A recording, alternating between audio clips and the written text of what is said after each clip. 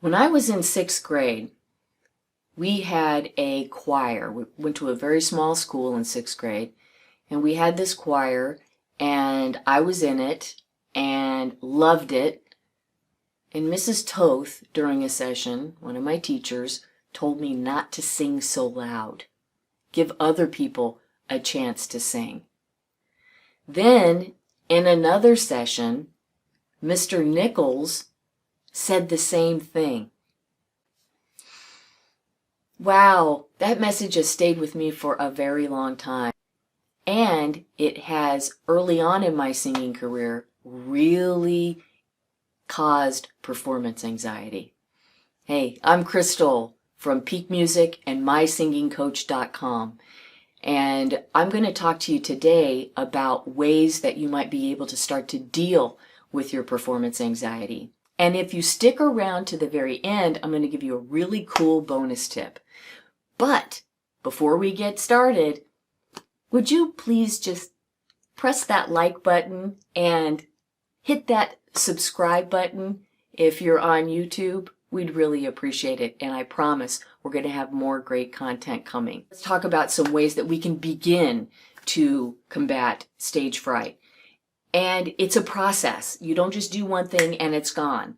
So I'm going to give you a couple of strategies that you can begin your journey of dealing with it.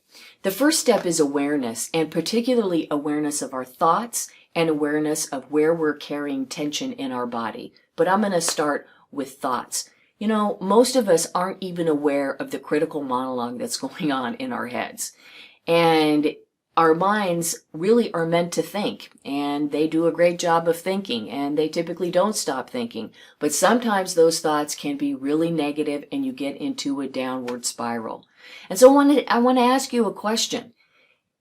Does anything good come out of you thinking negative thoughts? Is it helpful? No, it's not helpful. Nobody does well when they're thinking that they're no good. So you really need to start being aware of what it is that you're telling yourself. And the first step, again, is when you start to tense up, take a check. What's going through my mind right now? And I think all musicians should have some sort of journal where you're either, tracking your practice, looking at what works best for you in practice, what songs you're going to sing, etc. Start to write down some of those thoughts. And then challenge them. So, for example, I have to be perfect. Yeah, I had that one really bad. Well, I'm telling you people, nobody's perfect, right? Nobody. And mistakes are going to happen. And in fact, when you're singing and you make that small mistake, welcome that small mistake, because then you're free. You don't have to worry about it. And I find that very liberating. Or somebody's not going to like the performance. I'm going to have a critic out there. Yeah, you probably will. Nobody likes everybody singing all the time. It's impossible. So the reality of the situation is there's going to be a lot of people that love it, but we really like to tend to focus on the negative effects. All right, so let's talk about physiological. So the idea of noticing where we tense up in our body. So when we're practicing and we want to imagine that we're singing in front of maybe 500 people, as we start to sing, what is tense? How is our body reacting? What's going on? I tense up in my shoulders, which then leads to tension in my neck, and that's not good for my singing. So what's going on with your body? Write it in the comments. What's specifically happening to you? So once you notice that, once you get a handle on that, then not a handle in terms of dealing with it, but you're noticing what's going on. What you want to do is do some visualization.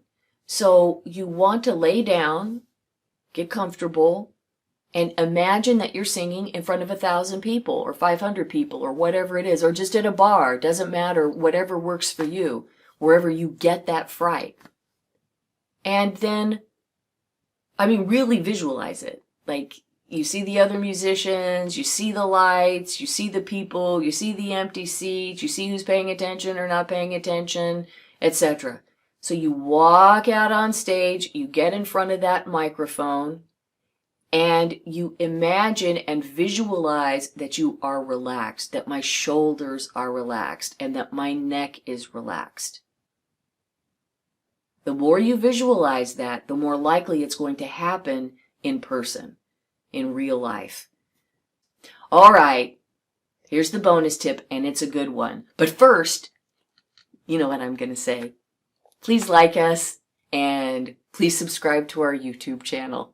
Shameless plug again. Oh, yeah, and visit us on the web, peakmusicstudios.com and mysingingcoach.com. All right, enough of that.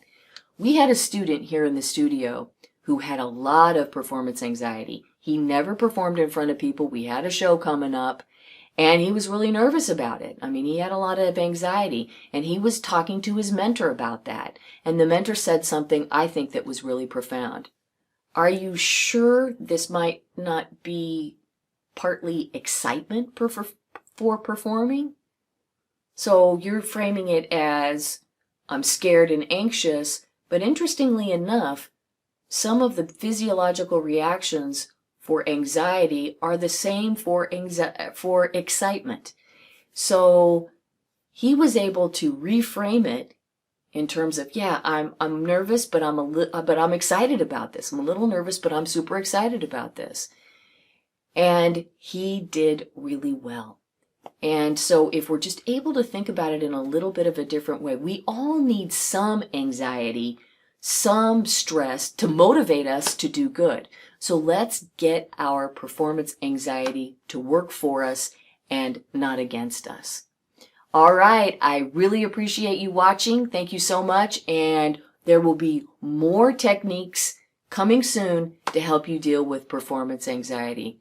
All right, and I'm going to keep singing loud and proud, people.